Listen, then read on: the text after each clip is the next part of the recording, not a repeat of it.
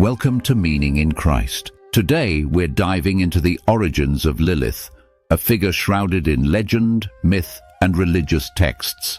You might have heard of her as Adam's first wife, a demonic being, or even a symbol of female independence. But how did Lilith's story develop, and what can we learn from her evolution? Our story begins in ancient Mesopotamia, where artifacts called incantation bowls were used between the 500s and 700 CE to ward off evil spirits. These shallow clay bowls, about the size of a cereal bowl, were inscribed with protective texts that spiraled inward, often ending with a drawing of a demon. Some of these inscriptions specifically targeted female demons, like Lilith, who was greatly feared. Lilith's name has roots in the Sumerian word Lil, meaning wind or spirit, and is connected to the Akkadian terms Lilu and Litu, referring to male and female demons. These spirits were often blamed for physical and psychological ailments, and ancient texts describe them as tormentors of the opposite sex. To combat their influence, rituals involving symbolic marriages between male and female figurines were performed, and amulets were used for protection. This reflects a deep-seated fear of the supernatural. One of the earliest written mentions of Lilith appears in the Sumerian myth Inanna and the Hulupu tree, dating back to around 2900 to 2750 BCE. In this story, Lilith, referred to as a dark maid, makes her home in a sacred tree belonging to the goddess Inanna. The hero Gilgamesh later drives Lilith away, forcing her to flee into the wilderness. In this context, Lilith is depicted as a nuisance rather than a demoness, but the myth already hints at her connection to the wild and the nocturnal.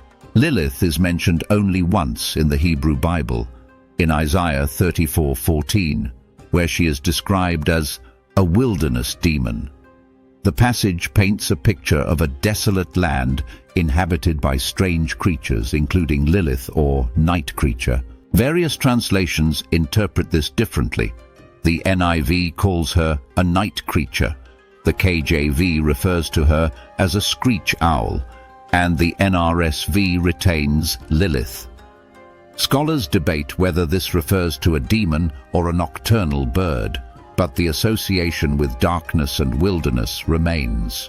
By the time of the Babylonian Talmud, written between the 3rd and 5th centuries CE, Lilith's identity as a dangerous female demon becomes clearer. The Talmud warns that anyone who sleeps alone in a house will be seized by Lilith. Another passage describes her as a winged demon with a human face who could endanger mothers and infants. Jewish communities in Mesopotamia took these warnings seriously, using incantation bowls to protect themselves from her malevolent influence.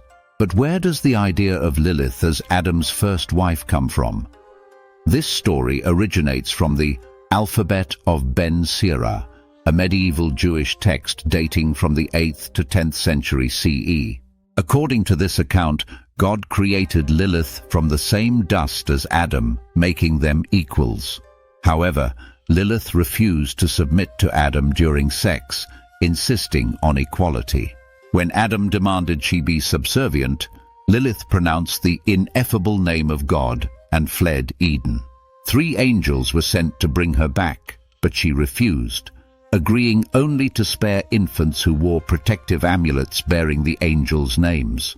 This story provides an ideological explanation for the use of amulets inscribed with angelic names, which were meant to protect newborns from Lilith's wrath. It also solidifies her role as a child-snatching demoness, a theme that persists throughout Jewish folklore and even influences Christian and Islamic demonology. However, Lilith's image underwent a dramatic transformation in the 20th century. In 1976, a group of Jewish feminists launched a magazine called Lilith, reclaiming her story as a symbol of female empowerment. They emphasized her defiance and independence, traits once seen as dangerous but now celebrated. Today, Lilith is viewed by some as an icon of resilience and strength, embraced in both feminist movements and contemporary paganism. So, what can we learn from the story of Lilith? Her tale reflects how cultural symbols evolve, from ancient fears to modern empowerment. She's gone from a feared demoness to a feminist icon, demonstrating the fluidity of mythology and cultural narratives. If you found this video meaningful, don't forget to like, share, and subscribe, and be sure to check out my other videos. For those interested in diving deeper into topics like these, check out the link in the description where you'll find ebooks that explore these subjects in more detail and help support the channel. Thank you for watching, and I'll see you next time as we continue exploring the intersections of faith and history.